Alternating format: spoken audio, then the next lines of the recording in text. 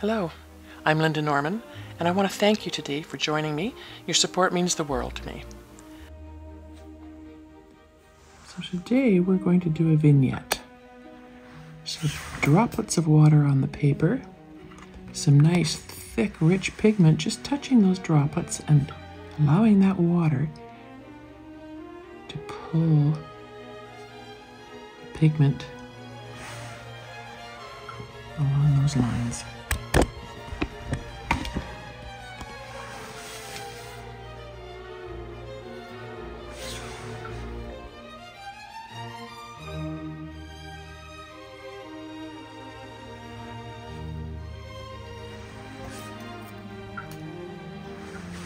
So those droplets of water that I spattered on my page are there to act as little conduits of how the pigment can move around.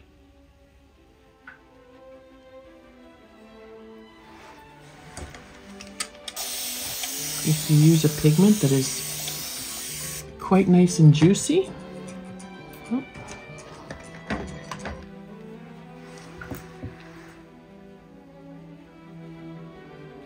the water will drag it.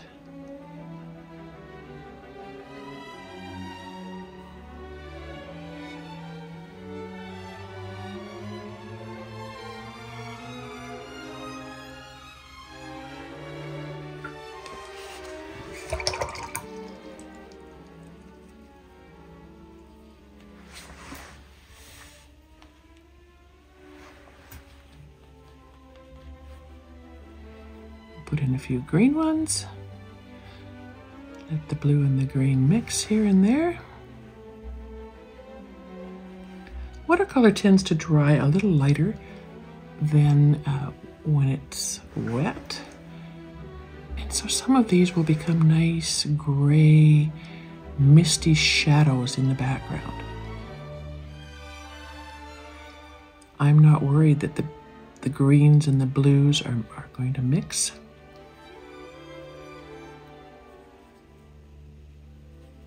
Kind of gives us an overall cohesiveness to the painting.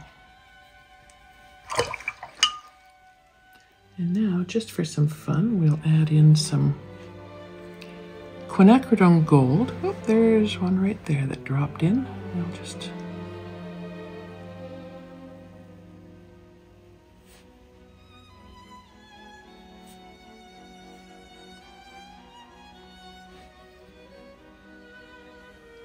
add these colors in just for some highlights and some interest here and there. And then maybe just a little bit of purple, because who doesn't like purple, right? And we'll fill in some of these interesting little spots with some purple.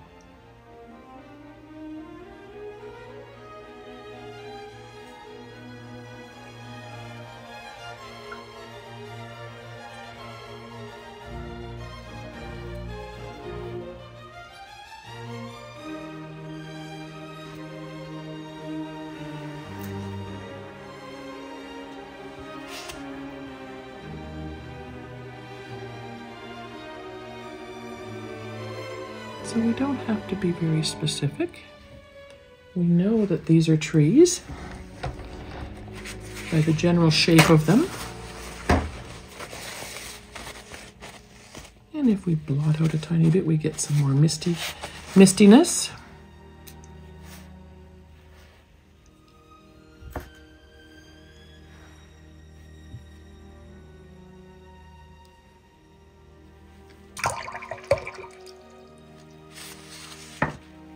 And then if we take a flat brush, and we'll carve out a little bit of a shoreline.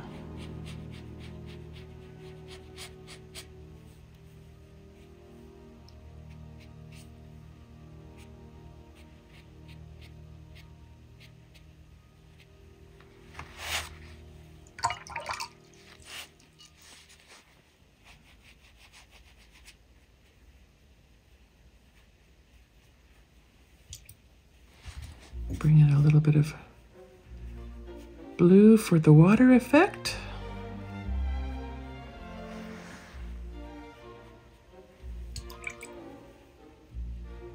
Allow that to flow a tiny bit. And you could even give it another little bit of a spatter. And the water will carry it down.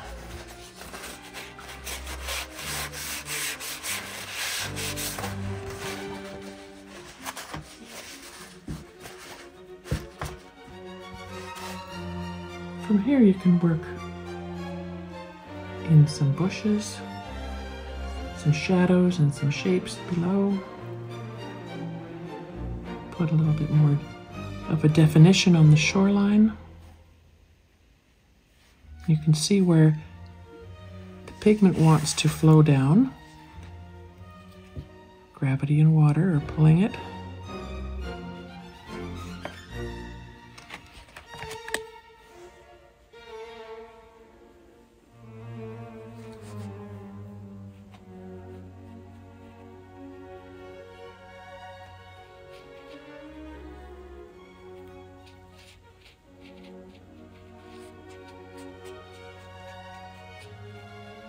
And a bit of a rocky shoreline.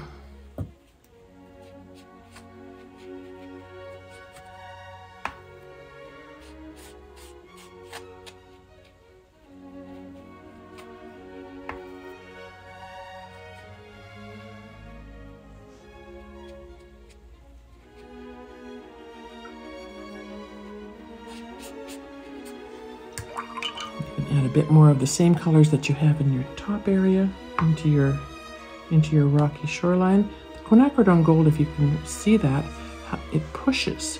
Because of the pigmentation and the granulation in the quinacridone gold, you can see what it does and how it pushes the other colors away. Just by the nature of the composition of the paint.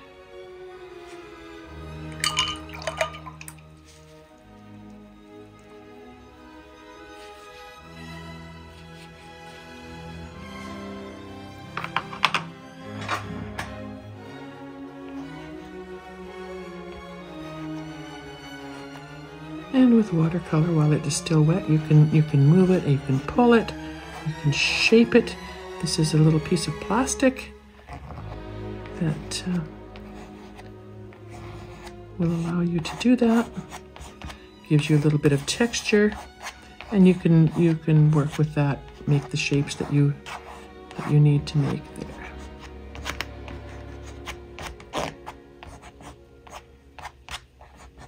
If you were using a cellulose paper, this wouldn't be as easy to do, and it would also mark your paper very permanently. Here I can make marks and then I can go over them, and I haven't destroyed my paper because I'm using 100% cotton. I can also use the corner of the plastic to make marks in the pigment that look like tree trunks.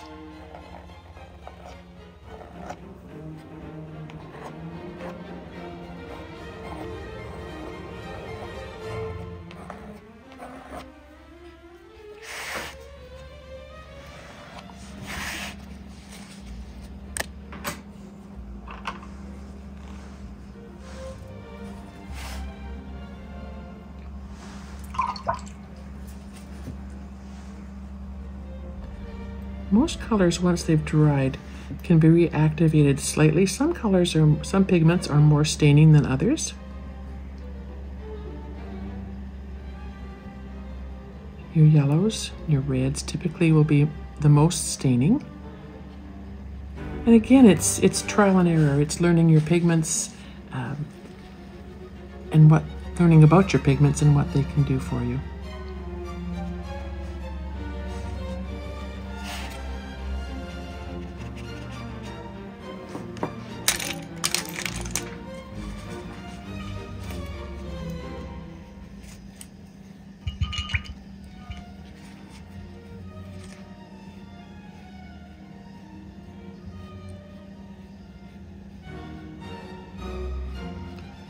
This is a reasonably dry brush, just damp. And that will help to move the pigment just slightly.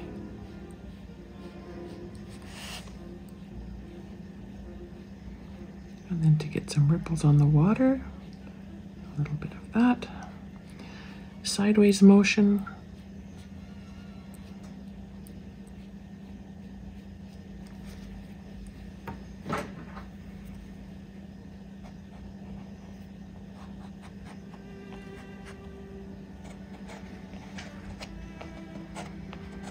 And then just pushing up some color for some shadows under the trees. Oops.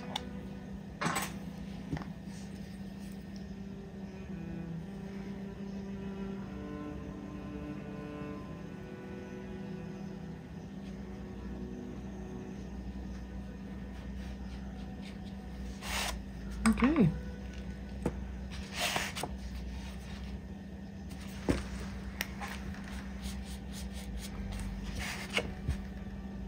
You can go in further from here and create some bushes on this side of your lake. Essentially, it's as simple as that.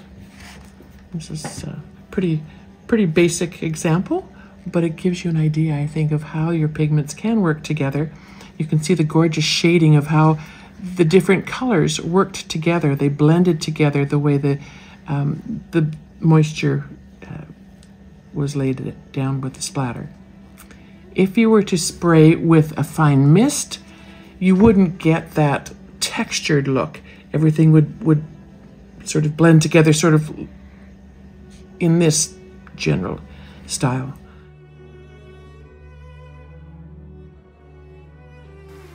You can subscribe to my channel at Lynda Norman, or visit my website, bandraistudio.com. That's BANDRAOI studio.com.